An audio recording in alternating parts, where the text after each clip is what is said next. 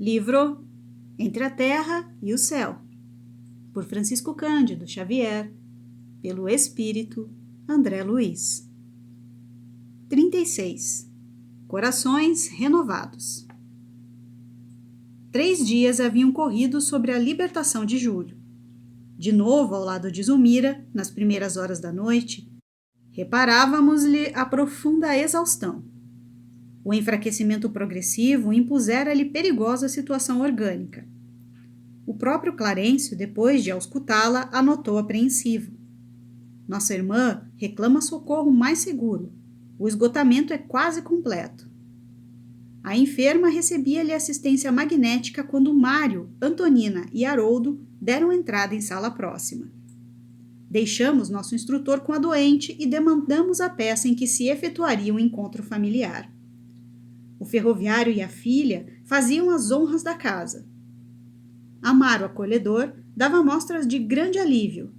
O sorriso, embora triste, era largo e espontâneo, demonstrando o contentamento interior de quem via terminar velha e desagradável desavença. Mário, porém, surgia constrangido e desajeitado, enquanto Antonina irradiava simpatia e bondade, cativando de improviso a amizade dos anfitriões. O enfermeiro apresentou a jovem senhora e o filhinho por amigos particulares, e depois, evidentemente instruído pela companheira, iniciou a palestra, comentando a penosa impressão que lhe causara o falecimento do pequenino, e pedia escusas por não haver reaparecido como reconhecia de seu dever. A ocorrência desnorteara-o. Caíra de cama, impressionado com o acontecimento que lhe não cabia esperar. Falava realmente comovido, porque, lembrando os derradeiros minutos da criança, represavam-se-lhe os olhos de lágrimas que não chegavam a cair. Aquela emotividade manifesta, aliada à humildade sincera que Silva deixava transparecer, tocava o coração de Amaro, que se descerrou mais amplamente. Percebi, disse o dono da casa, a dor que o envolveu no momento justo em que o nosso anjinho era arrebatado pela morte. Sua aflição me comoveu muito, não só pelo devotamento do profissional que nos assistia, mas também pela afetividade pura dos amigos, que há tanto tempo se distanciara de nossos olhos. A generosidade do ex-rival, por sua vez, influenciava o enfermeiro de modo decisivo. As vibrações de afabilidade e carinho que se desprendiam do apontamento afetuoso modificavam-lhe o íntimo. Mário passou a sentir balsamizante desafogo. E, enquanto Evelina se afastava para atender à madrasta doente, reportou-se a tortura moral que o assaltara, assim que viu Júlio, inerte, detendo-se na breve descrição do complexo de culpa que o acometera. Teria seguido com segurança a indicação do especialista? Enganar-se-ia, porventura, na dosagem da medicação? Na ligeira pausa que surgiu, natural, Amaro tornou a palavra acrescentando bondoso. Não havia motivo para tamanha preocupação. Desde a primeira visita médica, compreendi que o nosso filhinho estava condenado. O soro foi o último recurso. E com dolorida resignação acentuou. Não é a primeira vez que atravesso uma provação dessa ordem. Há tempos, sofri a perda do caçula de meu primeiro matrimônio, estranhamente afogado numa de nossas raras excursões à praia. Confesso que só me faltou enlouquecer. Entretanto, apeguei-me à religião para não sossobrar e hoje compreendo que somente nos compete acatar aos desígnios de Deus. Não passamos de criaturas necessitadas de socorro divino a cada instante de nossa experiência humana. Sem dúvida, interferiu Antonino otimista. Sem apoio espiritual, não avançaríamos um passo no terreno da verdadeira harmonia íntima. A morte do corpo nem sempre é o pior que nos possa acontecer. Quantas vezes os pais são constrangidos a acompanhar a morte moral dos filhos no crime ou na viciação que não conseguem interromper. Também perdi um dos rebentos que Deus me confiou, mas procurei acomodar-me à saudade sem revolta, porque a sabedoria do Senhor não deve ser menosprezada. Que prazer ouvi-la, disse o ferroviário com discreta satisfação. após afeiçoar-me com mais empenho ao catolicismo na leitura de Santo Agostinho, observo que abençoada renovação se fez em mim. E fitando a interlocutora com mais atenção, aduziu: A senhora é também católica?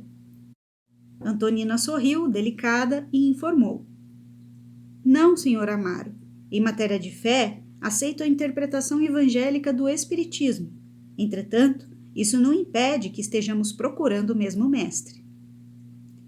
Ah, sim. Jesus é o nosso porto, acentuou o anfitrião liberal. Não entendo a religião por elemento separatista. A senhora, na condição de espírita, e eu, na posição de católico, possuímos uma só linguagem na fé que nos identifica. Creio que a providência divina, como o sol, brilha para todos. É muita alegria sentir-lhe a nobreza da alma, comentou Antonina entusiástica. Na essência, desejamos ser cristãos sinceros e a sua generosidade me permite entrever a beleza do Cristo nas vidas nobres. Amaro não conseguiu responder. Um táxi parou à porta e, de imediato, o médico da família entrou para a inspeção. Depois das saudações usuais, passou ao quarto da enferma e, porque o dono da casa se propusesse segui-lo, recomendou-lhe permanecesse na sala com as visitas, de vez que tencionava submeter a doente a meticuloso exame, pretendendo ouvi-la a sós. Evelina veio ter conosco e, acompanhando o facultativo com o nosso olhar, vimo-lo carinhosamente recebido por Clarencio e Odila, que se nos mostraram à porta. A conversação passou a desdobrar-se em torno de Zulmira. O chefe da família, preocupado, discorria sobre a esposa acamada, encarecendo a delicadeza da situação. Zulmira, que adoecera com a enfermidade do filhinho, desde a morte dele, não mais se alimentara. Não obstante todos os conselhos médicos e todos os apelos afetivos, demonstrava-se-lhe alheia, no mais amplo desinteresse pela vida. Enfraquecida de modo alarmante. Como se quisesse dar notícias de seu círculo particular ao atento enfermeiro, relacionou os desajustes psíquicos da companheira antes da vinda do filhinho que a morte lhes arrebatara ao convívio. Zulmira, com a maternidade triunfante, como se renovara. Revelara-se mais alegre, mais viva. Readquirira a saúde plena. Com a desencarnação da criança, nova crise de contratempos invadia-lhe a casa. A moléstia asilara-se ali, de novo, entre as quatro paredes. Mário, a permutar significativos olhares com Antonina, de quando em quando se situava entre a perplexidade e o desencanto. A confissão de Amaro constituía um testemunho de humildade pura. Em muitas ocasiões, fantasiara-o na própria imaginação, qual se for um poço de orgulho e arrogância. E por muitas vezes surpreendera-se em acalorados solicóquios, rixando com ele em pensamento. Agora, reparava que o antagonista era um homem comum, tanto quanto ele, necessitado de paz e compreensão. O entendimento prosseguia mais afetuoso quando o clínico tornou à sala. De semblante torturado, dirigiu-se ao ferroviário notificando: Amaro, a providência é quase impossível quando a previdência não funciona. A posição de Zulmira piorou muitíssimo nas últimas horas. O soro aplicado desde ontem não trouxe resultado preciso. O abatimento é enorme. Creio indispensável uma transfusão de sangue ainda esta noite, para que não sejamos, amanhã, surpreendidos por obstáculos insuperáveis. Amaro empalideceu. Antonina voltou-se em silêncio para Silva, como a dizer-lhe, de coração para coração: Não hesite, é a sua hora de ajudar. Aproveite a oportunidade. Mário, acanhado, levantou-se maquinalmente e, antes que Amaro fizesse qualquer referência ao assunto, apresentou-se ao médico explicando: Doutor, se a minha cooperação for aceita, sentirei prazer nisso. Sou doador de sangue no hospital em que trabalho. Um telefonema seu ao pediatra amigo, a quem o senhor recorreu no caso de Júlio, pode confirmar as minhas palavras. e, erguendo os olhos para o ex-rival, disse, em voz quase suplicante: Amaro, permita-me. Quero auxiliar a doente de algum modo. Afinal de contas, somos todos agora bons irmãos. O chefe da casa, comovido, abraçou-o reconhecidamente. Obrigado, Silva. Nada mais conseguiu dizer. De olhos angustiados, dirigiu-se para o aposento da mulher, envolvendo-a em manifestações de carinho. Antonina, colocando Haroldo junto a uma pilha de revistas velhas, pôs-se à disposição de Evelina para qualquer atividade caseira, enquanto Mário e o médico partiam velozes em busca do material necessário. Transcorrida 1 hora, a câmara da enferma se iluminava mais intensamente para o serviço a fazer. Zulmira, admirada, reconheceu Mário. Todavia, era enorme a prostração para que pudesse demonstrar interesse ou desprazer. Apresentada a Antonina, limitou-se a endereçar-lhe alguns monossílabos, com um breve sorriso de reconhecimento.